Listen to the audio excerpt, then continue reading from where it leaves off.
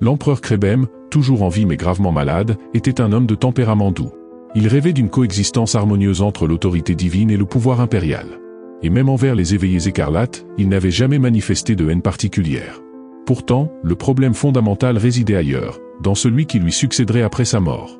Le futur souverain n'était pas seulement un personnage central dans l'univers politique actuel, c'était aussi un individu porteur d'un danger fondamental.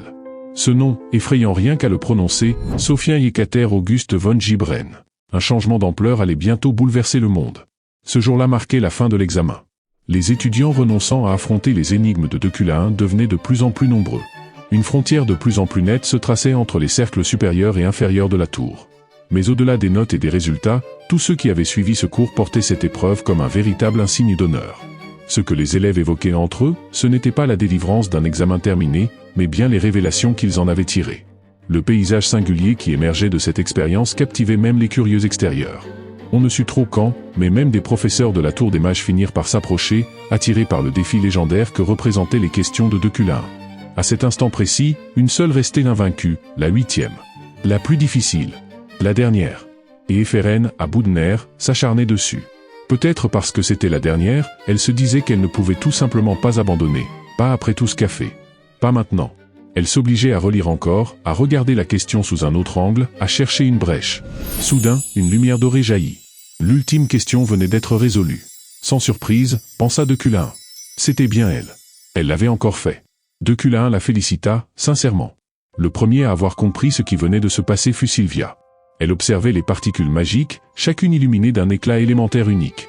Même dans cette lumière bleu glaciale, une chaleur douce persistait, un réconfort subtil, palpable. Sous cette voûte céleste semblable à une mer d'étoiles, une part de ténèbres subsistait. L'ensemble, brûlant et calme, éclatant et triste, formait un tableau à couper le souffle.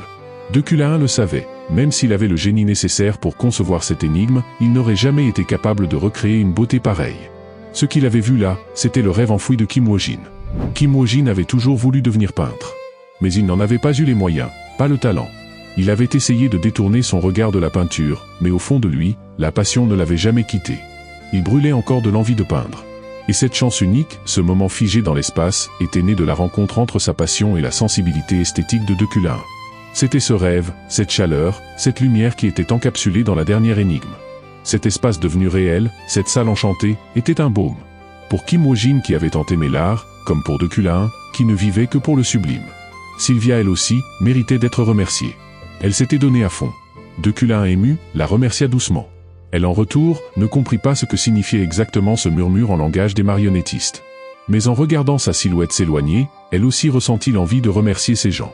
Ces gens qui l'avaient conduit jusque-là. Ceux qui, un jour, lui avaient dit qu'elle avait ce qu'il fallait pour devenir une grande mage. Elle repensait à ses paroles, qu'il fallait un immense talent pour accomplir de telles choses. Et ce garçon l'avait fait. Elle en resta sans voix. Car aussi impressionnant que soit le titre de grand mage, elle se dit que la magie, à elle seule, suffisait à être belle. Allen s'approcha ensuite d'Éphérène. L'examen était terminé. Il lui annonça la nouvelle avec un sourire forcé, presque navré, avant de souligner que c'était dommage, elle s'en était pourtant très bien sortie. Il ne restait que 2 personnes à tenter de résoudre la dernière énigme. Éphérène demanda aussitôt si Sylvia en faisait encore partie. Allen ne répondit pas. Il se contenta d'un simple hochement de tête. Éphérène haussa les épaules avec nonchalance, comme si cela ne la touchait pas.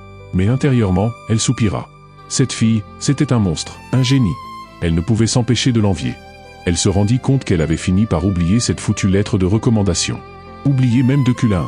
Il ne restait plus rien, que cette passion brute pour la magie, cette soif de savoir, cette envie viscérale de tout comprendre. Elle confia à Allen que même si l'examen était terminé, l'énigme ne l'était pas. Elle comptait bien aller jusqu'au bout, coûte que coûte. Et même Allen en entendant ça, l'encouragea sincèrement. Sur le chemin du retour, Éphérène exténuée, recommença à se plaindre sans retenue, sa voix traînant comme une litanie. C'était épuisant. Éphérène pensait qu'en terminant l'énigme, elle retrouverait peut-être un peu de cette sensation d'accomplissement. Mais même après avoir survécu à l'épreuve, ce qui l'attendait, ce n'était rien de plus que cette porte griffonnée de graffitis et un lit glacial. C'est alors que Julia et les autres la retrouvèrent. Ils lui rappelèrent qu'après un examen, on était censé se détendre, non? Ils proposèrent d'aller manger quelque chose de bon tous ensemble. En entendant cela, Éphérène sentit les larmes lui monter aux yeux. Julia, un peu interloquée, demanda pourquoi elle tirait cette tête d'idiote. Elle voulait savoir si l'examen avait été si dur que ça. Après tout, tout le monde n'avait attendu aussi tard que pour les vêtements d'Éphérène. C'est d'ailleurs pour cela que celle-ci déclara que cette fois, c'était à elle d'offrir le repas.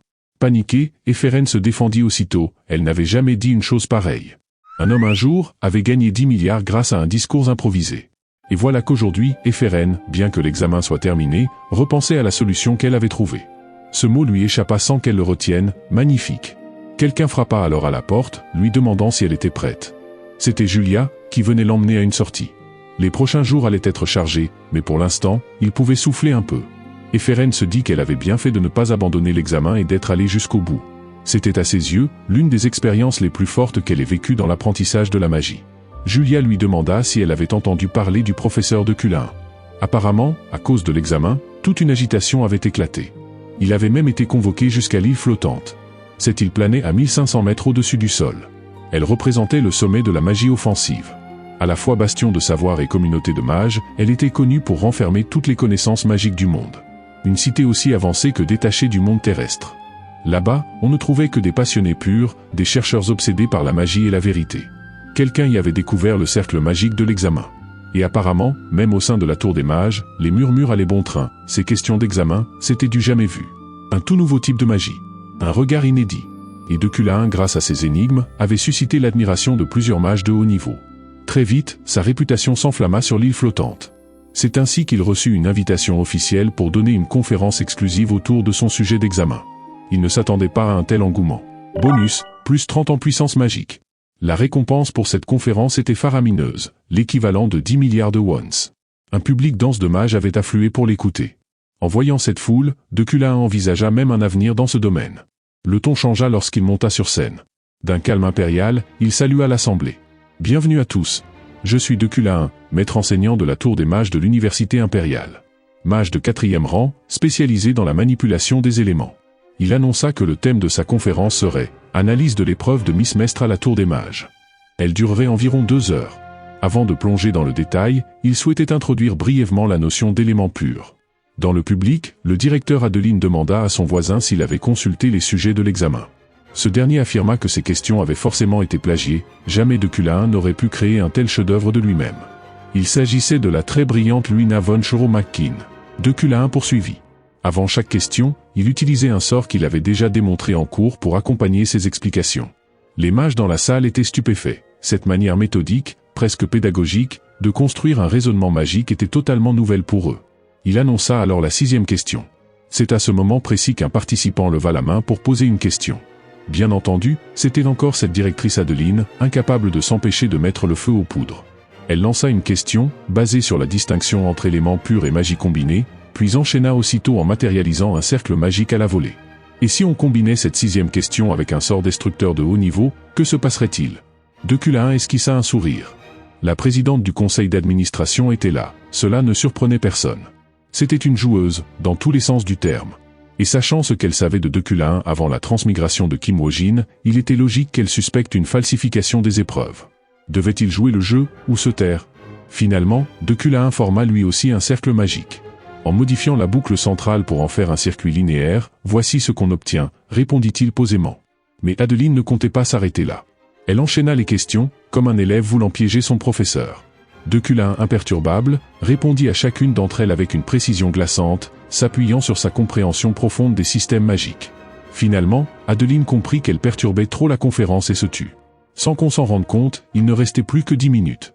De Culin annonça qu'il ne traiterait pas la dernière question en détail, faute de temps, et à cause des nombreux échanges qui avaient allongé la session. Mais une dernière main se leva. « J'aimerais poser une ultime question. Est-ce bien vous qui avez inventé la 8e énigme ?» Celle qui venait de parler, c'était justement celle avec qui de Culin avait un lourd contentieux, Luina. De Culin l'invita à expliciter sa question. Luina répéta calmement que sa question devait être prise au sens littéral. Elle voulait simplement savoir si la 8e question venait vraiment de Culin lui-même. Elle avouait être sincèrement curieuse à ce sujet. Un brouhaha monta dans la salle. Que signifiait cette remarque? Voulait-elle insinuer que de Culin n'était pas l'auteur de son propre sujet? L'insulte était à peine voilée. Mais lui, loin de se troubler, répondit avec assurance qu'il était tout à fait naturel de puiser son inspiration dans ce qui ne nous appartient pas.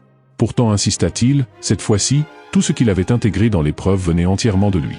Sur ces mots, il fit apparaître un sortilège de toute beauté, un cercle magique aux couleurs chatoyantes, à la lumière étincelante, éblouissante, qui suspendit un instant tous les regards. Un murmure d'admiration parcourut la salle. C'était sublime. Ce n'était pourtant, expliqua-t-il, qu'une démonstration improvisée, lancée au hasard, une création totalement différente de la 8e question de l'examen. Son regard croisa celui de Luina. « Cela répond-il à ta question ?» demanda-t-il d'un ton posé. Luina, à cet instant, était à la fois frustrée et incapable de formuler la moindre réplique. L'intervention touchait à sa fin. Système, mission principale accomplie. Dans le récit, les relations entre Decula 1 et Luina étaient censées être tendues. Ce jour-là, tout s'était déroulé sans heurts, mais il était clair que cela finirait un jour par exploser. Ce genre de tension faisait partie du quotidien de Decula 1, après tout. C'est alors qu'une femme se dressa devant lui. Une silhouette vaguement familière. Elle fronçait les sourcils avec un air clairement dédaigneux. Decula 1 plissa les yeux, intrigué. Qui était-ce encore? Et soudain, la mémoire lui revint. Il tendit la main en guise de salutation. Eh bien, ça faisait longtemps. Charlotte, tu deviens quoi? Mais la femme d'un ton glacial lui rappela qu'ils n'étaient pas assez proches pour s'appeler ainsi par leur prénom. Decula 1 n'en prit pas ombrage. Il lui demanda simplement comment allait la princesse.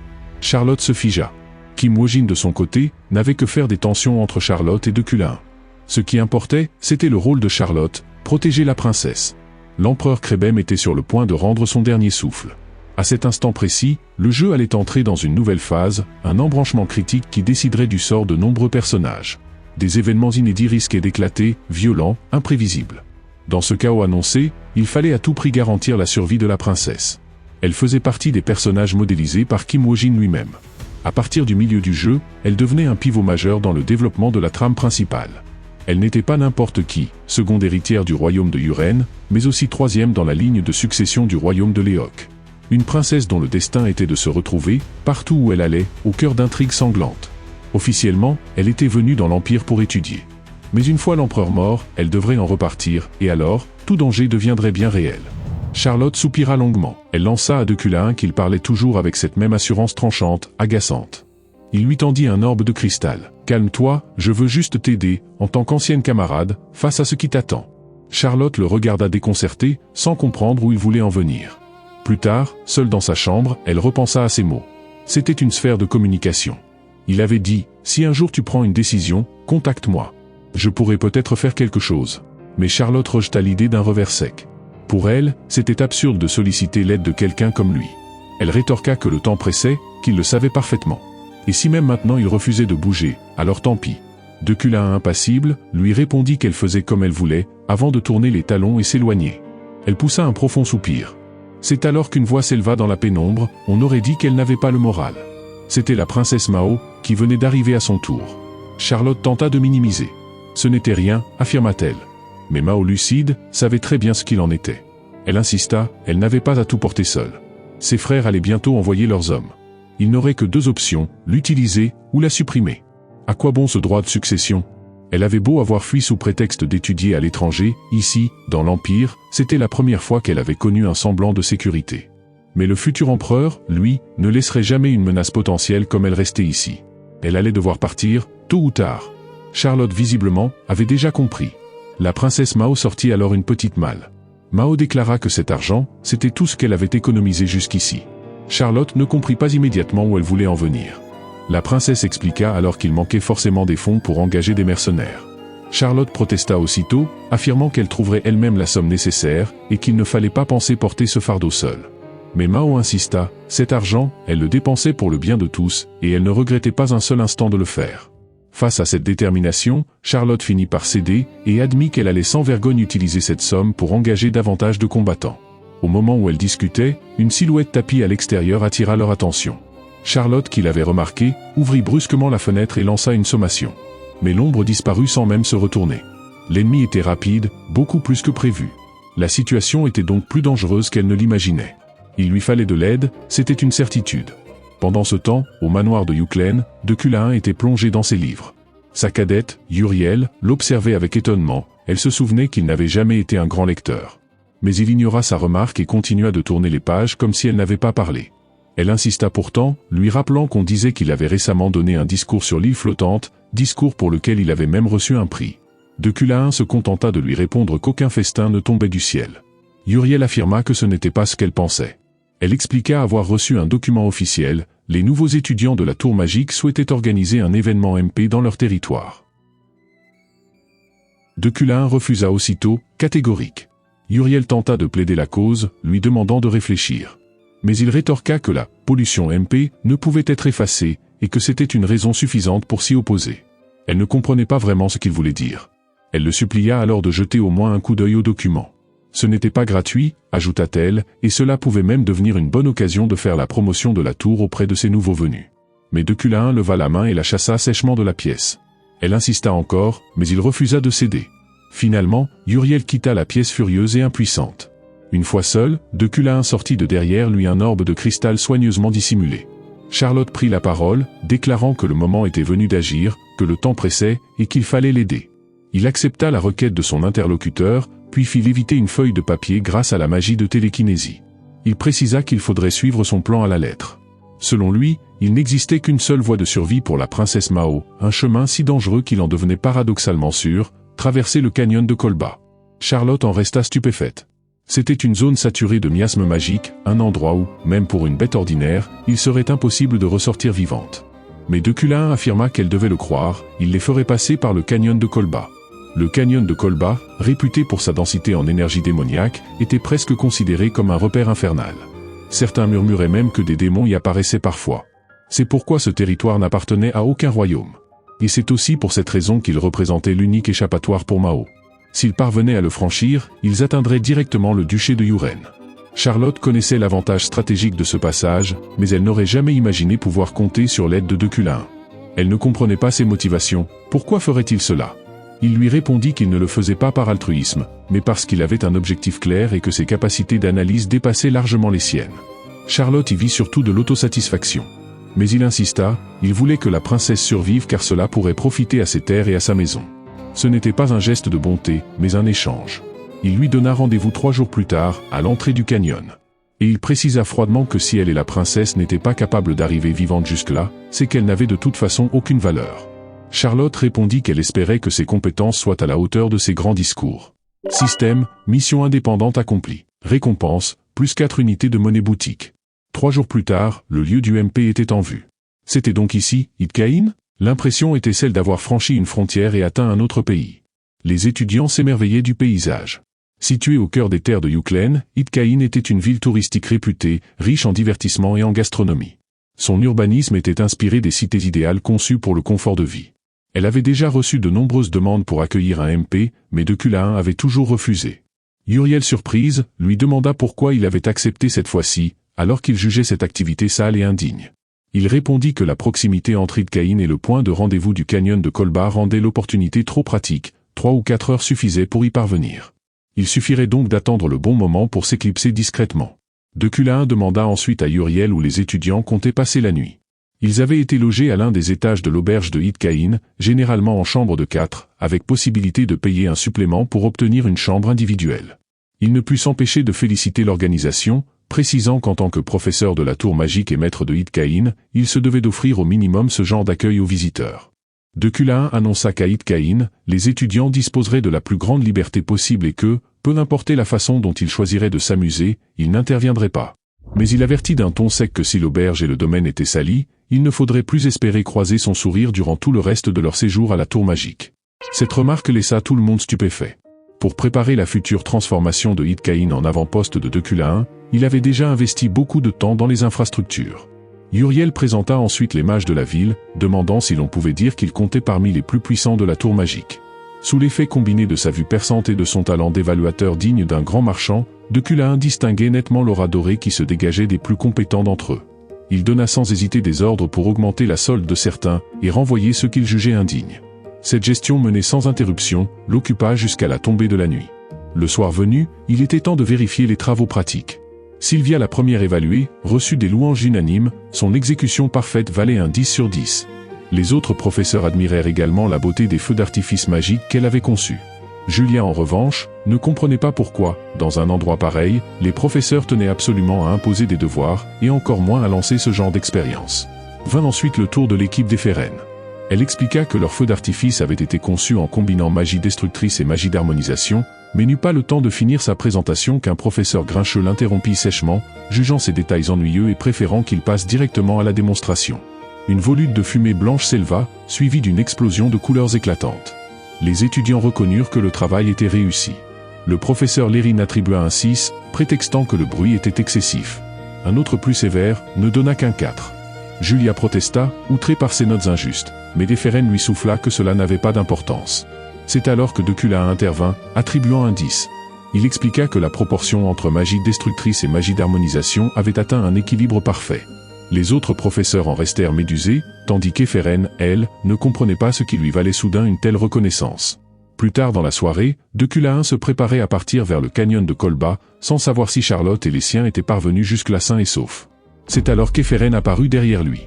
Elle demanda si ce qu'il faisait était motivé par un sentiment de culpabilité. Il ne saisit pas sur le champ où elle voulait en venir et lui demanda ce qu'elle faisait seule ici, à cette heure. Elle insista pour qu'il lui explique pourquoi, lors du comité disciplinaire, dans le club, et même aujourd'hui, il s'était montré si bienveillant envers elle. Était-ce à cause de son père?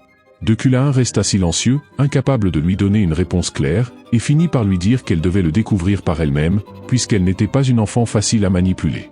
Eferen serra les dents, mais il était déjà en selle et s'éloignait. Elle cria qu'elle demanderait à rejoindre ses rangs pour enquêter sur ce qui s'était réellement passé à l'époque, et comprendre pourquoi son père avait agi ainsi, persuadé que si c'était à refaire, il aurait pris la même décision. Elle jura qu'elle surpasserait Decula et deviendrait plus grande que lui. Elle ignorait s'il avait entendu, car il avait déjà disparu au loin. Elle voulait entrer sous la tutelle de Decula et le destin de l'antagoniste ne s'était pas encore enclenché. Personne, pas même Kim Wojin, ne savait ce que Decula avait fait exactement au père d'Eferen. Et si ce qu'il avait commis était impardonnable? Il n'eut pas le temps d'y réfléchir davantage, il arrivait déjà aux abords du canyon de Kolba. L'air saturé de miasme empêchait les montures d'aller plus loin, il renvoya donc son cheval à l'écurie, lui ordonnant de revenir à midi. Il supposa que Charlotte et son groupe devaient être arrivés et se préparaient à les contacter grâce à un sort d'eau. Mais avant même d'agir, plusieurs silhouettes se présentèrent. C'était Charlotte et la princesse Mao, dans un état pitoyable. Se tenant droit, impeccable malgré l'environnement hostile, il s'inclina avec élégance et se présenta, il était Decula von Graan-Uklen, professeur en chef de l'université de la Tour Magique Impériale. À partir de cet instant, il assurerait personnellement l'ouverture du chemin pour que son Altesse la princesse puisse s'échapper, et il les invita à lui faire pleinement confiance. La princesse Mao hocha légèrement la tête, un peu nerveuse, en remerciant Decula. Il observa qu'ils avaient visiblement traversé bien des épreuves et qu'ils étaient arrivés dans un état misérable. Charlotte s'approcha pour lui tendre un morceau de papier, reçu plus tôt alors qu'ils étaient encore avec la guilde d'aventuriers. D'un simple coup d'œil, Decula la parcourut et lâcha un commentaire froid, c'était répugnant, l'œuvre d'une bande de fous qui n'avaient aucune idée de la hauteur du ciel ni de la profondeur de la terre. Charlotte demanda s'il était sûr que tout allait bien. Decula affirma que oui, et qu'il n'avait qu'à le suivre sans se poser de questions. Le temps pressait, il déclara qu'il partait immédiatement. Par télékinésie, il ouvrit la voie devant eux. Mao, intrigué par l'échange, se pencha vers Charlotte pour lui demander ce qui était écrit sur le papier. Elle avait remarqué la dureté qui avait traversé le visage du professeur en le lisant. Charlotte hésita, mais finit par lui dire la vérité. Le message annonçait que 37 assassins les suivaient, accompagnés de Dianante, un hybride monstrueux, à la fois fantôme et démon. Un adversaire presque impossible à vaincre, que ce soit par la force physique ou par la magie. Mao ne put dissimuler sa surprise devant l'existence d'un tel être. Charlotte ajouta que le plus abject restait la nature même de Dianante, une créature née d'un contrat, pouvant seulement être invoquée par un sort d'invocation démoniaque. Pour la créer, on utilisait le corps d'un humain et les cornes d'un démon comme matériaux magiques. Tout indiquait que c'était l'œuvre d'un mage noir des cendres lancé à leur poursuite. Imaginer que des prétendants au trône d'un royaume puissent recourir à de telles horreurs était révoltant. Mais Charlotte précisa qu'il restait une lueur d'espoir. Ils étaient aux côtés d'un descendant direct de la famille Uklen, l'un des plus grands noms dans l'art de l'exorcisme. Le sang des Uklen possédait des propriétés uniques contre les forces démoniaques. En présence d'une forte concentration de miasme, l'un d'eux pouvait purifier l'air par sa propre magie, et en retour, la qualité de cette magie s'en trouvait augmentée. Le canyon de Kolba méritait amplement sa réputation, les miasmes y étaient si denses qu'ils se ressentaient jusque sur la peau, et un humain ordinaire y aurait eu mal à chaque inspiration. Decula, lui, non seulement n'en souffrait pas, mais en tirait même profit. Sous l'effet de l'environnement saturé, la qualité de sa magie avait momentanément atteint le 4e rang. Sur le continent, la qualité magique était classée sur 10 échelons. La plupart des gens se situaient entre le 9e et le 10e. Les aspirants mages ou chevaliers commençaient à partir du 7e rang, mais ceux qui atteignaient le 5e étaient déjà rares. La plupart des figures célèbres du continent restaient entre le 3e et le 4e rang. Le premier rang, lui, relevait d'un concept symbolique, il n'était accessible qu'aux dieux. Le 2e rang n'avait été atteint que par 4 personnes connues, 2 Egdan de Berthe, le chevalier protecteur de l'Empire, Géfrid, le grand mage de Murkan, et la présidente Adeline. Avec ce 4e rang temporaire, Deculain avait largement de quoi neutraliser les Dianantes. Charlotte cependant, lui demanda s'il pouvait accélérer. Il répliqua sèchement, lui demandant si son empressement lui avait déjà fait perdre son jugement. Il expliqua que cette allure était la plus sûre, car aller plus vite provoquerait une intoxication au miasme. Même Mao remarqua l'impatience de Charlotte et tenta de la rassurer, tout irait bien, elle devait simplement garder son calme. Charlotte fut profondément touchée par la bonté de la princesse. Elle avait toutes les raisons d'avoir peur et pourtant, elle se préoccupait avant tout du moral de ses subordonnés. Intérieurement, elle jura de ne jamais la laisser être blessée et de protéger sa vie, même au prix de la sienne. C'est alors qu'un bruit étrange résonna dans les profondeurs du canyon. Une nuée de chauves-souris fonça droit sur eux. Charlotte se prépara à combattre, pensant que l'affrontement qu'il redoutait venait enfin d'arriver. Mais Deculain déclara qu'il s'en chargerait. Utilisant sa magie télékinétique, il fit apparaître une pluie de cristaux qui s'abattit sur les créatures. Les pierres transpercèrent les corps frêles des chauves-souris, les fauchant tout en un seul assaut. Sans leur laisser le temps de s'émerveiller, il leur intima de continuer à avancer. Le mage et chevalier de l'escorte furent impressionnés. Ils ne comptaient plus les monstres qui avaient surgi sur leur route, mais aucun n'avait résisté à la puissance de Deculain. L'un des gardes fit remarquer que, bien que des monstres mineurs apparaissent sans cesse, il n'avait encore croisé aucune des menaces sérieuses qu'il redoutait. La phrase à peine prononcée, Deculain perçut soudain quelque chose d'anormal. Deculain, le regard dur, lança mentalement une menace glaciale à ceux qui se trouvaient devant. S'ils osaient encore avancer, il n'hésiterait pas à leur arracher les membres un à un. Charlotte prit de court, s'empressa de placer la princesse Mao derrière elle pour la protéger. Il était évident que Deculain venait de repérer l'ennemi. Une troupe de condamnés à mort se dressait sur leur chemin, des individus dont les instincts, aussi vifs soient-ils, ne leur serviraient à rien. S'ils avaient compris la situation, ils savaient déjà quelle fin les attendait. Devant eux, surgissant comme sorti de nulle part, un groupe de mages forma une barrière humaine, bloquant la route de Deculain et de ses compagnons. L'air se chargea d'une tension étouffante, comme si le canyon tout entier retenait son souffle avant l'inévitable déferlement.